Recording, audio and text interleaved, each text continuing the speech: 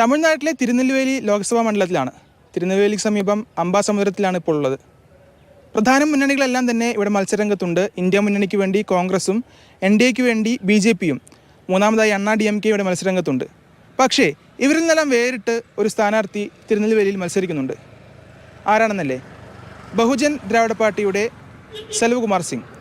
அன்பார்ந்த வாக்காளர் பெருமக்களே, பகுஜன் திராவிட கட்சியின் சார்பாக திருநெல்வேலி பாராளுமன்ற தொகுதியில் நான் போட்டியிடுகின்றேன். പേര് സെൽവകുമാർ സിംഗ്, ബഹുജൻ ദ്രാവിഡ പാർട്ടിയുടെ തിരുനെൽവേലിയിലെ സ്ഥാനാർത്ഥി. പ്രധാന മുന്നണി സ്ഥാനാർത്ഥികളെ പോലെ ആളോ ആരവമോ ഇല്ല സെൽവകുമാർ സിംഗിന്റെ പ്രചാരണത്തിന്. സിംഗം സിംഗിളാ വരുമെന്ന് ആരോ പറഞ്ഞ പോലെ തന്റെ TVS ലൂണയിലാണ് സിംഗ് ഒറ്റയ്ക്ക് പ്രചാരണം നടത്തുന്നത്. മായാവതിയുടെ പാർട്ടിയായ BSPയിൽ നിന്ന് രാജിവെച്ചാണ് ജീവൻ കുമാർ സിംഗ് 2014 BDP സ്ഥാപിച്ചത്. ഇക്കുറി തെക്കൻ തമിഴ്നാട്ടിലെ 7 ലോക്സഭാ സീറ്റിൽ BDPയുടെ സിഖ് സ്ഥാനാർത്ഥികൾ മത്സരിക്കുന്നുണ്ട്.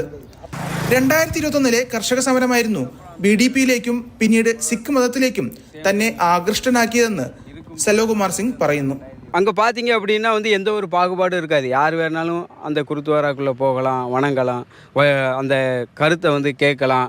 அங்கே எல்லாரும் ஒன்றா உட்கார்ந்து அமர்ந்து சாப்பிடலாம். കർഷക സമരത്തിന് ശേഷം കലാപം നാശം വിതച്ച മണിപ്പൂരിലും സെൽവകുമാർ സിംഗും സുഹൃത്തുക്കളും പോയിരുന്നു. കലാപത്തിൽ സർവ്വതും നഷ്ടപ്പെട്ടവർക്ക് തന്നാലാകുന്ന വിധത്തിൽ സഹായം നൽകാൻ. அவங்களுக்கு இந்த போர்வை, அதுக்கப்புறம் அரிசி, பருப்பு, പെൺകൾക്കാണ് നാപ്കിന്, കുഴந்தைகளுக்கு പാൽ പോർ, ഇതെല്ലാം കേട്ടാങ്ക. ഖാൻഷിറാമിന്റെ ആശയങ്ങൾ ഉയർത്തിപ്പിടിച്ച് BJPയെയും കോൺഗ്രസിനെയും ഒരുപോലെ എതിർത്താണ് ഈ ഒറ്റയാൾ പോരാളിയുടെ പ്രചാരണം തിരുനെൽവേലിയിൽ മുന്നോട്ട് പോകുന്നത്.